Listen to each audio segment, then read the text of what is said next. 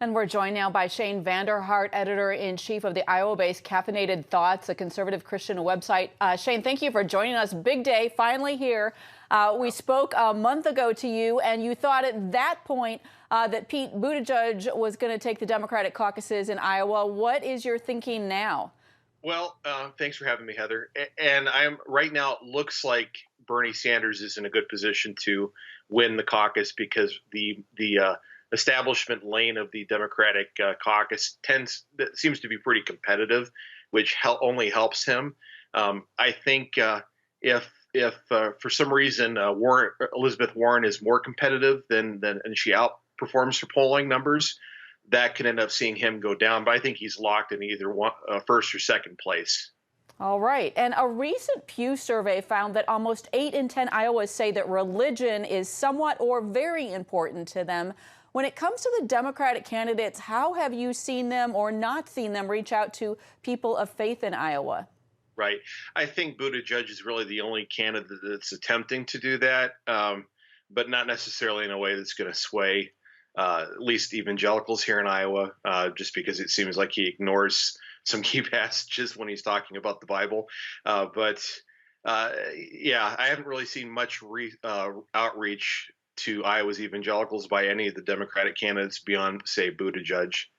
Really interesting that the rest of them are not making that effort, or at least in Iowa. I want to ask you, too, the Des Moines Register CNN poll decided not to release its latest poll Saturday night over concerns there was at least one mistake in administering it. Does that potentially hurt some of the candidates with momentum? How fluid do you see the race at this point? It's pretty fluid. I mean, most polling shows about up to anywhere from 45 to 48% of Iowans can still be persuaded to back another candidate. Some, I think it was the Emerson poll that actually said about half said that they could even change their mind tonight. So it's very fluid.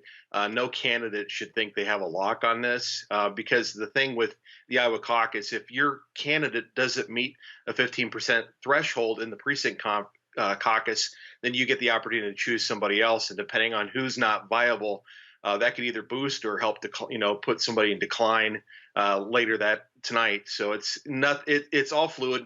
Anybody who says they absolutely know who's going to win tonight, they don't know what they're talking about because there's just too many intangibles that isn't reflected in the polling. All right, and I want to ask you, the president, as you know, will have some 80 surrogates in Iowa tonight. You attended his rally in Des Moines last week. How do you see his strategy in Iowa playing out?